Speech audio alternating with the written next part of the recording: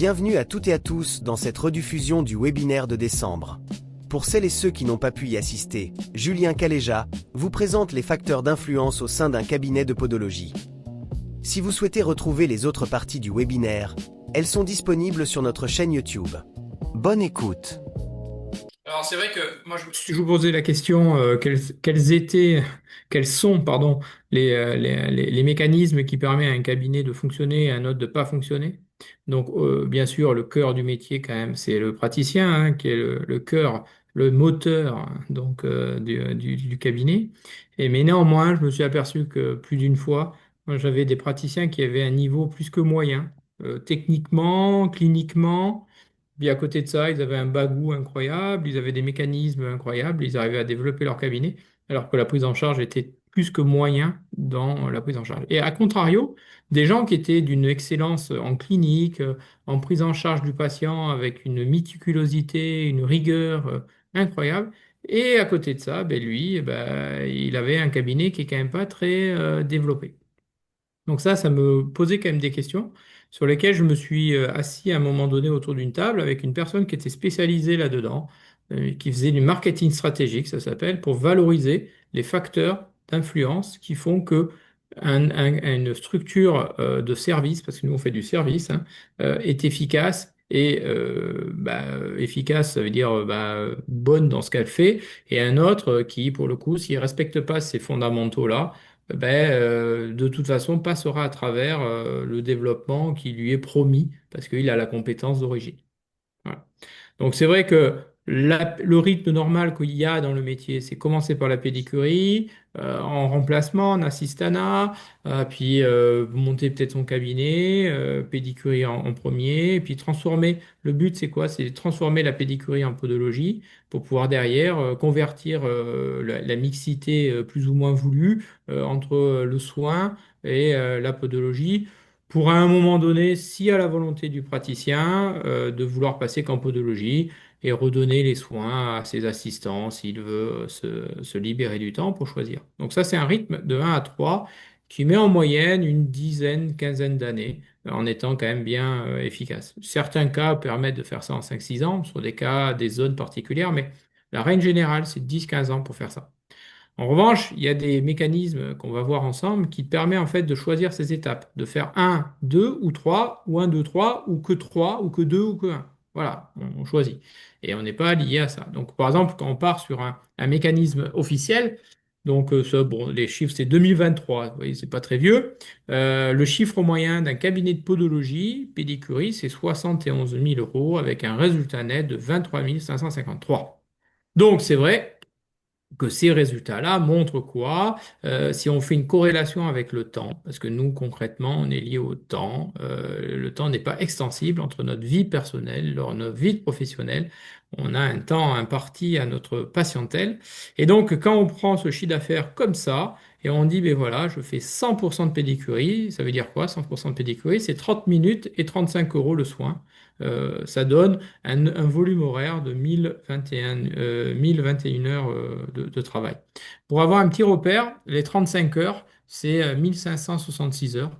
Ça représente 35 heures de travail effectif, hein, je parle, parce qu'à côté de ça, voilà, c'est avec 5 semaines de congés payés. Sur 47 semaines, bien sûr. Quand on veut mixer un peu ça, c'est-à-dire on fait moitié semelle, moitié pédicurie. Donc là, pour le coup, on a le ratio temps pour obtenir le même chiffre d'affaires qui quand même diminue de 25%. Donc ça, c'est pas mal hein, pour nous. On augmente le chiffre d'affaires, mais on peut gagner 25% du temps. Avec un soin, donc toujours le même, une demi-heure, 35 euros. Les semelles, 1 heure, 150 euros. Bon, voilà, là aussi, ça varie en fonction des régions et des zones.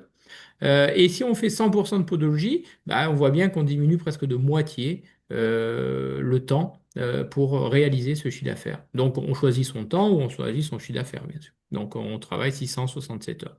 Donc, on voit bien qu'en fonction de la stratégie qu'on va mettre en place et des facteurs d'influence sur lesquels on va appuyer, notre vie ne va pas être la même.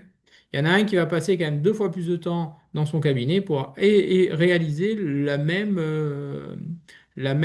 chiffre d'affaires.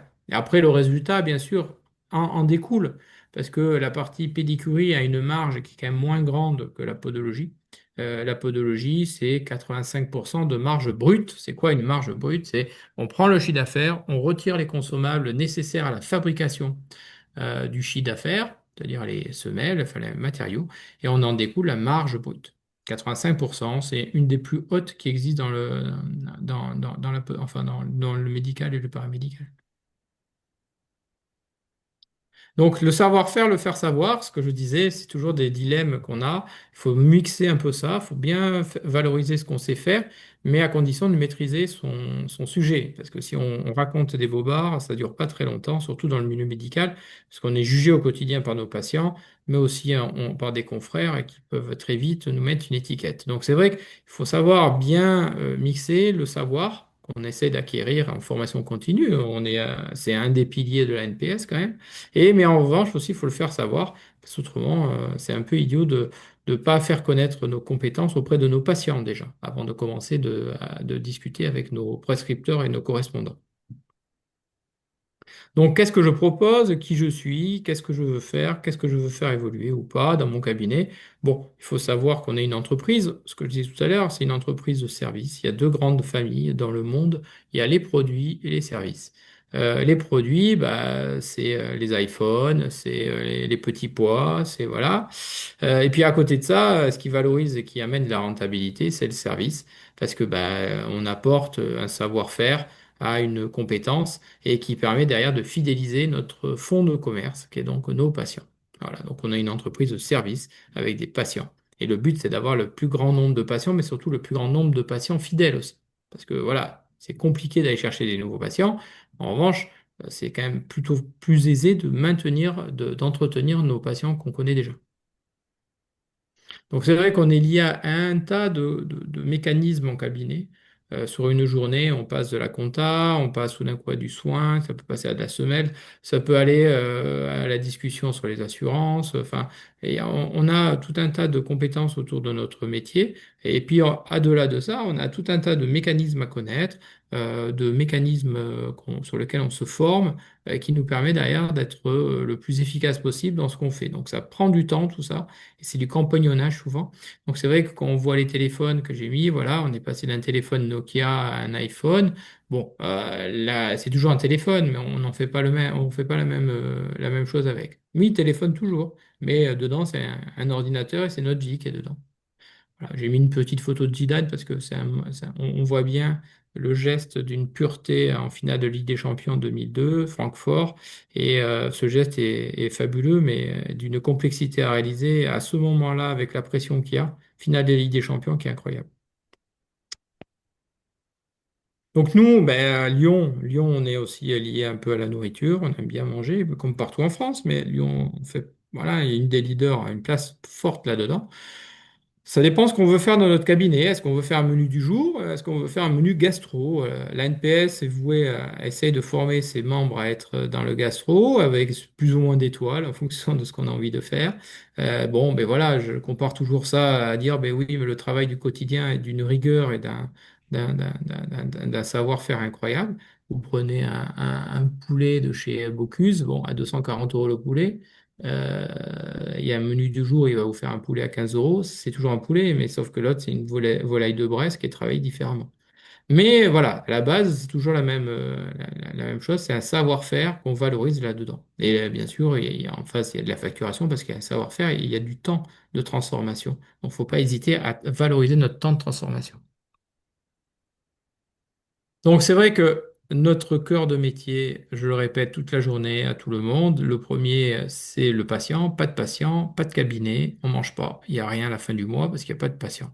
Donc nous, on est lié à deux fonctions, le service qu'on va apporter au patient, le meilleur service qu'on peut avoir, le tape, l'examen clinique, les orthèses plantaires, la ionophorèse qu'on voit, mais allié à la bonne famille de patients, c'est-à-dire en fonction du besoin du patient, on va déterminer le cahier des charges et définir l'organisation pour arriver au but. Donc, nous sommes des chefs d'entreprise de service qui allions le service aux patients. et la famille de patients. Donc le patient, c'est le boss, c'est vrai, mais bon, le boss avec un certain guillemet, c'est-à-dire que c'est pas lui qui dirige le cabinet, mais en revanche, il faut prendre en compte sa considération, comme on disait avec les prums et les prems, parce que si on les prend pas en compte, on va dans le mur souvent et voilà, c'est dommage. Donc pas de patient, pas de soins. Le stratégique, donc c'est vrai que le stratégique là-dedans, c'est quoi? C'est que le stratégique, c'est que bah, il faut définir notre pilier de notre cabinet. Donc ça vaut le coup de temps en temps. Moi, je l'ai fait. Je vous amuse à faire ça.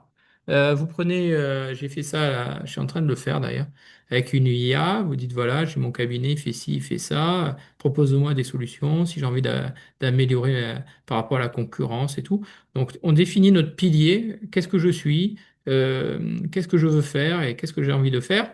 Et qu'est-ce que je mets en place comme moyen pour y arriver? Donc, il y a le stratégique qui est important et la stratégie. À un moment donné, moi, j'avais pas du tout de pédiatrie dans le cabinet. C'est pas mon truc. En revanche, j'avais des collègues qui voulaient en faire. Donc, on a réfléchi à comment mettre ça en place. Donc, on a réorganisé les agendas, réorganisé les salles d'attente. Bon, ils se sont formés. Ils ont mis en place un examen clinique adapté, parce qu'on faisait des examens avec semelle en 1 heure, ça ne fonctionnait pas avec les enfants. Il ne fallait pas passer plus d'une demi-heure. Et ainsi de suite. Et on a transformé pour adapter notre stratégique avec la stratégie et avoir le développement qui correspondait à ça. Donc le stratégique, c'est on définit les éléments, les facteurs d'influence qui font que notre cabinet va fonctionner, mais on va les définir ensemble, on va les voir. Il y en a cinq. Il y en a quelques-uns à connaître qui sont des fondamentaux. Après, on peut en avoir d'autres, mais ça, c'est déjà les fondamentaux qui correspondent à 80% de notre cabinet. Et après, vous avez le stratégie. La stratégie, c'est comment je mets ça en œuvre. Mon cabinet, est-ce que je veux avoir 2 salles de podologie, je veux faire du soin, je veux faire de la semelle, je veux faire de la pédiatrie, je veux faire du sport. Je veux faire du skieur, je veux faire, voilà. Donc, c'est qu'est-ce que je fais pour arriver à mon but, c'est-à-dire allier le service aux soins, aux patients qui correspondent. Donc, le stratégiste, tout ça, c'est lié à un système de maillons. Donc, il faut trouver les facteurs d'influence qui font que plus on aura de facteurs d'influence importants dans notre cabinet avec de la méthodologie et on met ça en place d'une façon, on va dire, organisée, c'est surtout dans le côté organisé, c'est surtout le côté quantifié. Parce qu'on mène des actions et des fois on met des coups de pied des coups d'épée dans l'eau et on croit qu'on est efficace, mais en or, on n'est pas du tout efficace. Donc, il faut avoir des critères qui permet de relever la tête en disant, mais est-ce que quand je fais ça, quand je m'occupe d'un coureur, ça m'amène du monde? Oui, non, peut-être, je ne sais pas, ainsi de suite. Donc, il faut les définir ensemble. Donc voilà, je vous donne un exemple. Par exemple, dans les process GRP, moi, je sensibilise mes patients, mes collaborateurs à la gestion de la patientèle et notamment le circuit du patient. C'est-à-dire qu'il est important lorsqu'il arrive le matin que la salle d'attente elle soit nickel, le journal il soit posé, que la fontaine d'eau, il y ait des gobelets dedans, et que les toilettes ce soit nickel, que tout soit nickel partout. Quand le patient il arrive, c'est comme dans un restaurant.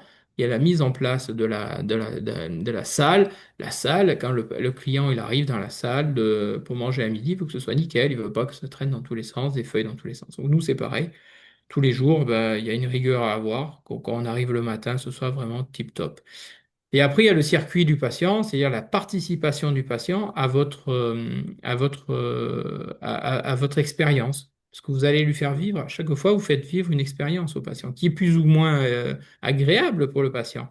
On essaye de les rendre agréables et efficaces le plus possible. On sait toujours qu'on a des échecs, on peut avoir des incompréhensions. Donc voilà, le but, c'est d'améliorer ça et d'améliorer la participation du patient au maximum de lieux de notre cabinet. Que ce soit la salle d'attente, que ce soit la salle de consultation, l'atelier, ben, ça commence par la prise de rendez-vous, sur la signalétique et tout et tout. Donc la participation intellectuelle du patient et faire connaître ce savoir-faire, en profiter pour valoriser ce qu'on fait lorsqu'il est avec nous. Donc les zones de production, les zones de consultation, et ainsi de suite. Donc c'est des zones qu'il faut bien travailler, bien réfléchir. Parce que lui, il vient vivre une expérience avec vous et plus elle sera agréable et plus il sera on va dire, votre commercial sur pattes et c'est lui qui vous ramènera le maximum de gens derrière. Donc, les connaissances du cabinet, les facteurs d'influence qui font qu'un cabinet va aller ou pas, on a 4 grandes familles. On a des données internes, des données transversales, des données externes et des couples. qu'il faut définir ensemble. Et tout ça, ça définit un plan d'action. Quand on part d'une feuille blanche à zéro, eh bien, il faut commencer par ça pour savoir, en fonction de ce qu'on a envie de faire dans notre vie, qu'est-ce qu'on a envie de proposer comme service, comme en entreprise. Il faut se poser un peu, écrire ce qu'on a envie d'apporter et trouver à chaque fois les facteurs d'influence qui font que je vais y arriver ou je vais pas y arriver, mais il faut les définir avant pour pas se planter. Donc c'est souvent ce que vous demande le banquier. Envoyez-moi un prévisionnel. Bon, enfin, le prévisionnel, c'est vous qui l'inventez, mais à travers le prévisionnel, il faut faire aussi valoriser et vendre votre entreprise. Donc, les données internes au cabinet, ce que je disais, c'est les données les plus importantes. C'est la famille de soins qui doit être en adéquation avec la famille de patients. La famille de soins, ça veut dire quoi? Je vous prends un exemple. Dans les années 80, à un moment donné, le thermoformage s'est développé. Beaucoup de membres de la NPS, qui étaient inventeurs de beaucoup de choses, se sont pris de cette technique et ils ont valorisé le thermoformage. Eric Ben Garbi en faisait partie, notamment, et il a énormément contribué à la connaissance du thermoformage, parce qu'en face de lui, il avait des gens qui faisaient de la mécanique, la vigne, des gens comme ça qui étaient quand même assez puissants à l'époque, qui avaient un grand impact dans l'enseignement. Et à travers le thermoformage, ils y croyaient pas parce qu'ils pensaient que mouler le pied dans sa position physiologique, ça apportait rien à la podologie si on ne mettait pas des corrections derrière. Donc, c'est vrai qu'à l'époque, c'était des gens exceptionnels et qui faisaient du thermoformage alors que ça n'existait pas. Donc, ils avaient ce côté un peu soin exceptionnel, donc patients qui venaient un peu de loin par recommandation. Et donc, voilà. Après, les familles des patients qu'on peut avoir, nous, on aime bien le sport parce qu'on on vit dedans, mais c'est qu'une partie de la patientèle. Il y en a qui travaillent qu'avec de la rhumatologie, il y en a qui travaillent qu'avec de l'angiologie, il y en a qu'avec la pédiatrie, d'autres qu'avec la diabétologie. Enfin, voilà, il y a plein de familles qui existent. Il y a à peu près 7 8 familles qui représentent 80% de notre activité. Et les soins, c'est ce qu'on apprend dans nos formations, données internes, c'est ce qu'on fait, hein, les réflexes archaïques, le thermoformage, le thermosoudage, les tapes, enfin, tous ces mécanismes qu'on peut avoir, c'est notre boîte à outils. Il faut les mettre en adéquation avec le bon patient et pour obtenir au bon timing aussi, obtenir le meilleur résultat possible. Donc ça, c'est les données internes. Ça, c'est le premier facteur d'influence qui fait qu'un cabinet va fonctionner ou pas. C'est déjà de définir nos lieux d'excellence pour savoir ce qu'on peut apporter à nos patients et pour aller chercher cette famille de patients qui nous intéressent pour se former à ça. Je vous donne un exemple.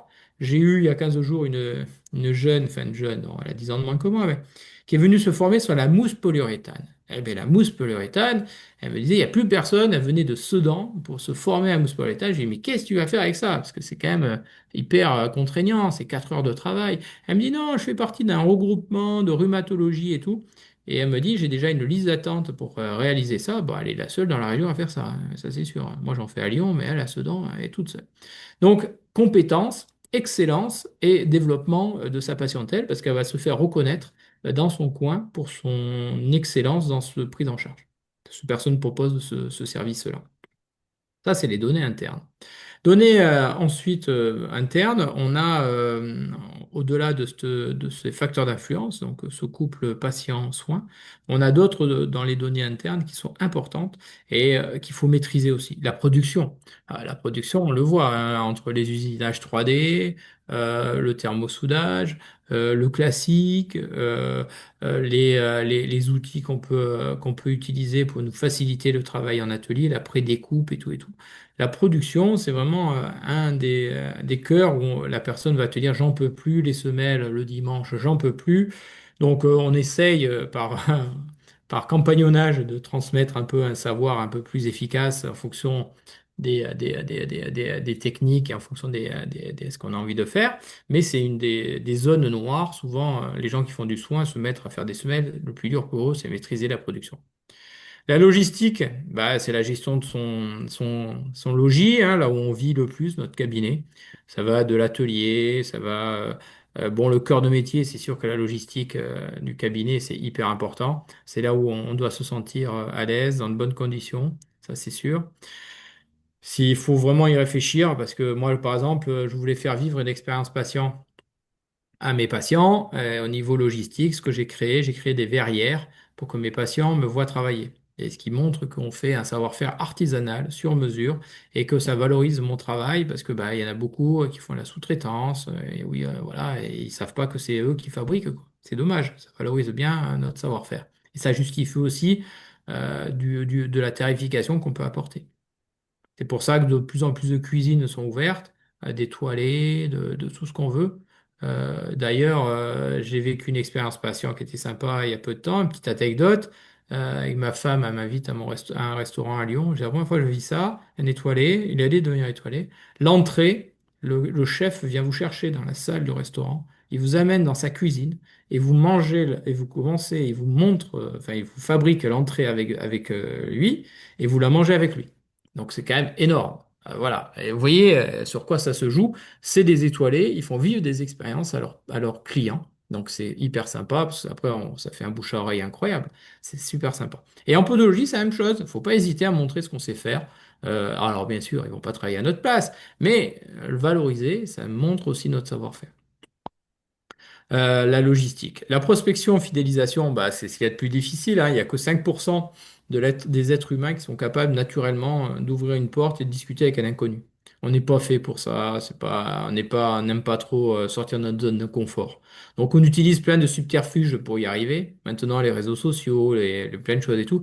Mais nous, pour recruter les patients, bon, oui, on peut le faire, c'est sûr, ça marche bien. Mais dans le milieu médical, c'est vrai que c'est pas forcément le plus adapté à ce jour. En revanche, bah, aller rencontrer l'environnement qu'on peut avoir autour, du pharmacien au médecin et tout, c'est vrai que c'est pas quelque chose de facile. Donc souvent, c'est là où on pêche, mais c'est là où malheureusement, si on le fait pas, et même si on le fait pas régulièrement, parce qu'on perd des prescripteurs chaque année, il y a les déménagements, la mortalité, mais aussi la vieillesse et le départ à la retraite. On voit bien combien de médecins ne sont pas remplacés, et voilà, ça nous pose des problèmes. Donc il faut, même s'il y a la prescription maintenant, il faut quand même maintenir le lien autour du cabinet pour continuer à orienter nos patients chez nous.